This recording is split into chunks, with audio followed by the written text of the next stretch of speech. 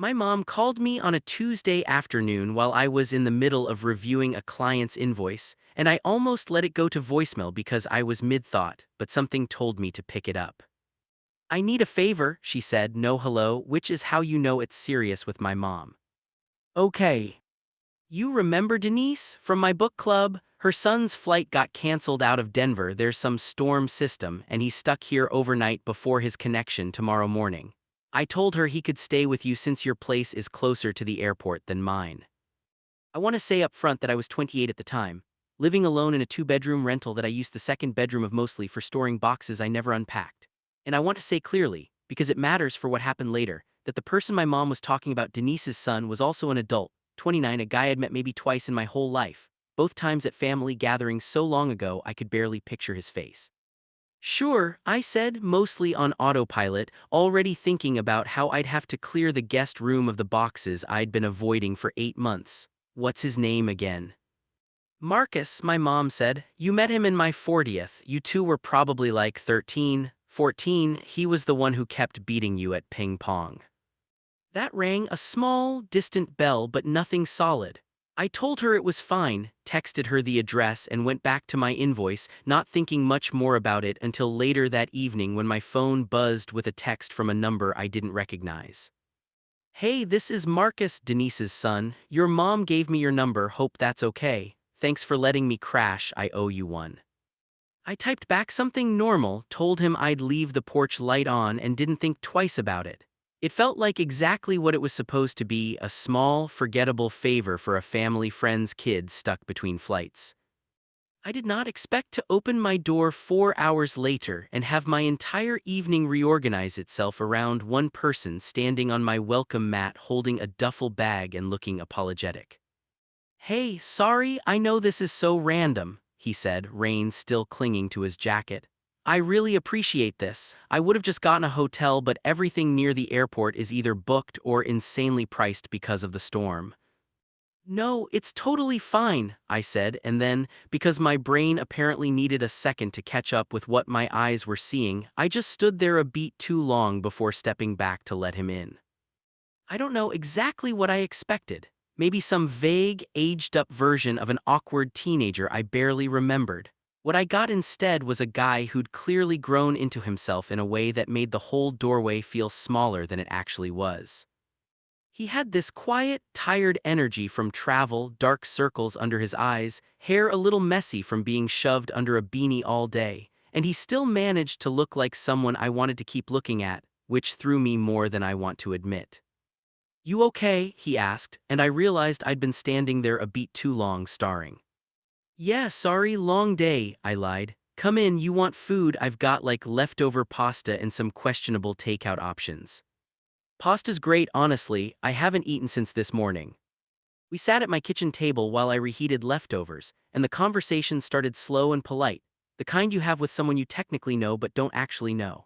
He asked about my job, I asked about his. He worked in environmental consulting, something about water systems, which he explained with this genuine enthusiasm that made the topic sound more interesting than I expected water systems to be. Somewhere around the second glass of wine, his idea, he'd found a bottle in my cabinet and asked if he could open it, which felt like a strangely intimate thing for someone I barely knew to do in my kitchen. The conversation loosened up. "This is so weird," he said at one point, laughing a little into his glass.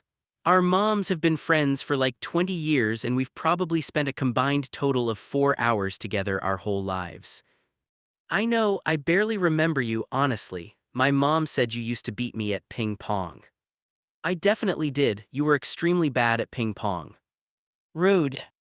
"Accurate," he said, grinning, and something about that grin, easy, a little cocky, completely unbothered, settled into my chest in a way I wasn't prepared for.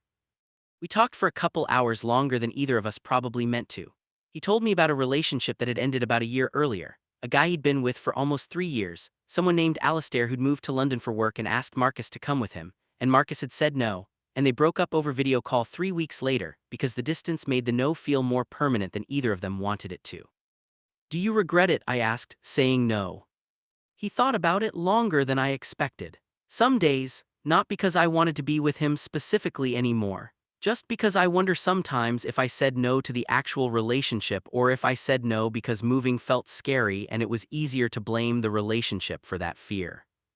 I didn't say anything for a second, mostly because I was surprised by how honest that answer was, how unguarded for a guy I'd known for maybe 3 hours. That's a really self-aware thing to admit, I said. I've had a year to sit with it, he said, shrugging. What about you, anyone recent? Not really, dated a guy for like 6 months last year. It fizzled more than it ended, if that makes sense. Neither of us really fought for it. That's kind of sad actually, the fizzling. Yeah, I said, it kind of is. By the time we realized how late it was almost midnight and the wine bottle was empty, and I remembered with a small internal wince that I hadn't actually finished clearing the guest room of boxes. So, small logistical problem, I said. My guest room is basically a storage unit right now. I can clear it in like 20 minutes if you don't mind waiting, or I could just crash on your couch. It's fine, I've slept in worse places. Your couch option is my extremely uncomfortable IKEA couch that I've been meaning to replace for 2 years. I wouldn't wish that on an enemy. He laughed. Okay, well, what's the third option you were about to suggest and then didn't? I hadn't actually meant to suggest a third option out loud, but apparently my hesitation had given it away anyway. My bed's big enough for two people who aren't strangers, I said, immediately regretting the specific phrasing because it sounded like something out of a movie and I felt my face get warm. I mean, I can take the couch or you can, we'll figure it out. I didn't mean it like. It's fine, he said, and there was something in his voice, some small amused warmth.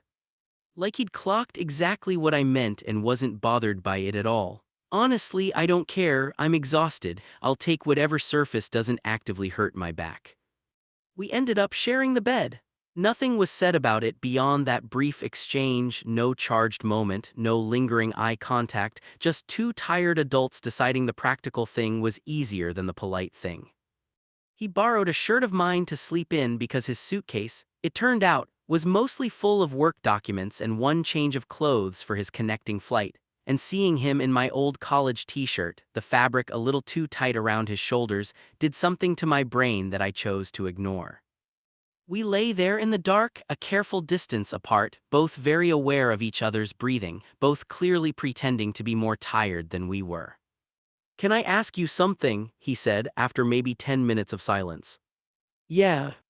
Is it weird that this doesn't feel as weird as it should? Like, we've known each other for one evening and I feel like I've told you more real stuff than I've told people I've known for years. No, I said, it's not weird, I feel that too, honestly.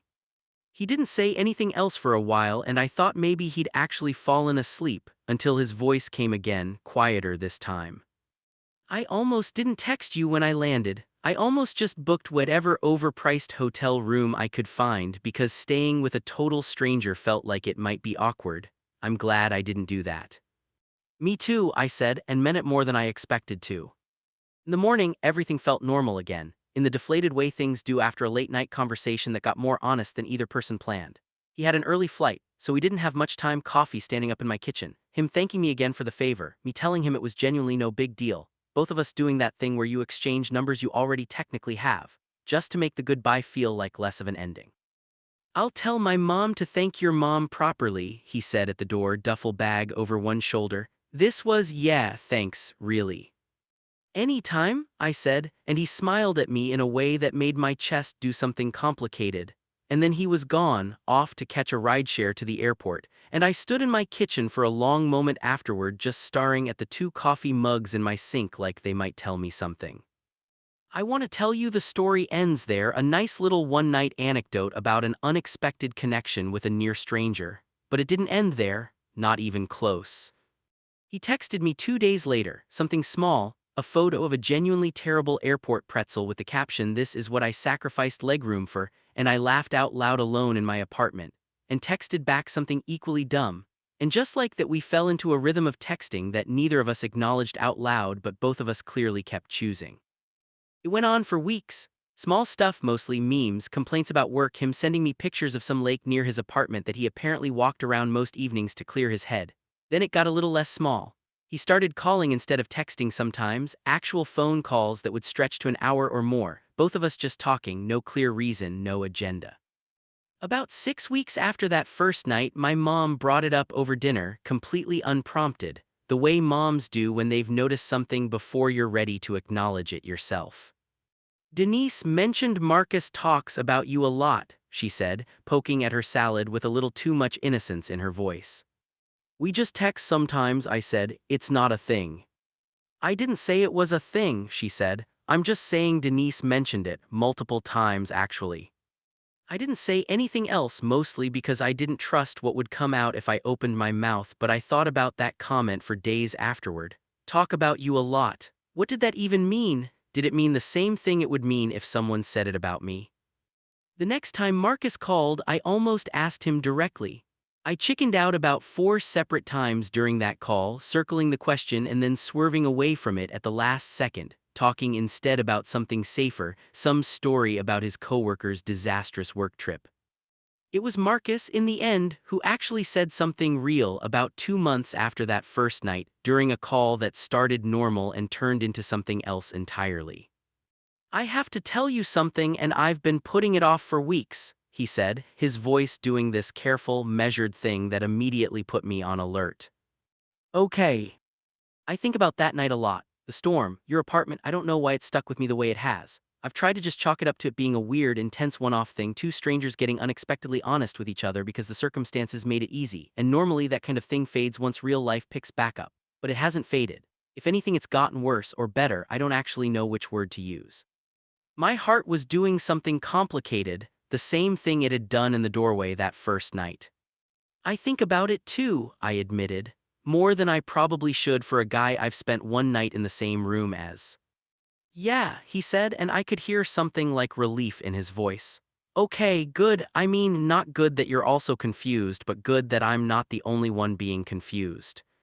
We both laughed, this nervous, relieved kind of laugh. So what do we do with that? I asked. Realistically, you live like 3 hours away. I don't know, he said. I don't have a plan, I just know I didn't want to keep pretending this was nothing when it clearly isn't nothing. It wasn't a clean resolution. I want to be honest about that because I think stories like this get told like there's some perfect moment where everything clicks into place and all the messy logistics just sort themselves out, and that's not really how it went. We started visiting each other on weekends, which meant a lot of long drives and a lot of Sunday evenings where one of us had to leave the other's apartment feeling like something important was being interrupted every single time.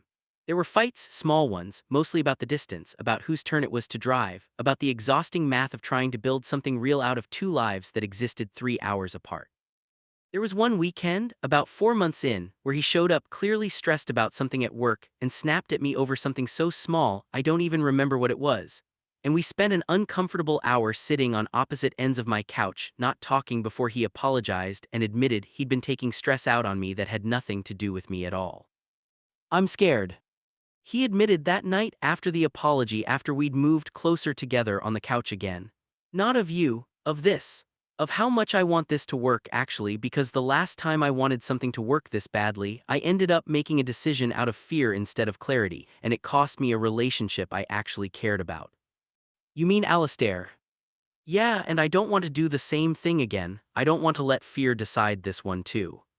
So don't, I said. I'm not asking you to move to London. I'm just asking you to keep choosing this the same way you have been. That's it. That's the whole question. He looked at me for a long moment, something settling in his face, and then he leaned over and kissed me, slow and a little uncertain, like he was still checking to make sure it was actually allowed, even 4 months in. About 8 months after that first stormy night, Marcus took a new job, not because of me. He was careful to clarify, laughing a little as he said it because he didn't want it to feel like too much pressure on either of us. But a job that happened to be in my city, a genuine step up for his career that also happened to shrink the 3 hours between us down to about 15 minutes. The night he officially moved in, almost a year to the day after that storm stranded him at my door, we sat on my couch, the same uncomfortable IKEA couch I still hadn't replaced, surrounded by half-unpacked boxes, eating pasta that was suspiciously similar to what I'd made him that first night, whether on purpose or not I never actually asked. Feels different this time, he said, looking around at the boxes. Unpacking, I mean, last time I was here I basically lived out of a duffel bag for one night and left half my stuff at the airport gate. It feels different for me too, I said. Last time I barely knew your last name. He laughed, leaning his head against my shoulder, tired in that good, settled kind of way instead of the exhausted travel way he'd been that first night. Thank your mom for me again, he said. Officially this time, tell her the whole ping-pong rivalry thing worked out pretty well in the end. I think she already knows, I said. She's been insufferably smug about this for months. We sat there for a long while after that, not saying much, just existing in the same space the way we had that first night, except now it wasn't temporary, wasn't a favor for our mothers, wasn't a stranger crashing because of bad weather. It was just us, choosing to be in the same room on purpose for as many nights as we wanted from now on. I think about that storm sometimes, the one that stranded his flight and in some strange roundabout way ended up being the reason my whole life looks the way it does now. I used to think of it as an inconvenience, honestly, that phone call from my mom interrupting my afternoon with a favor I didn't especially want to do. Funny how the things that annoy you in the moment sometimes turn out to be the exact thing you needed, arriving at your door completely unannounced, soaked from the rain, asking for nothing more than a place to sleep for one night.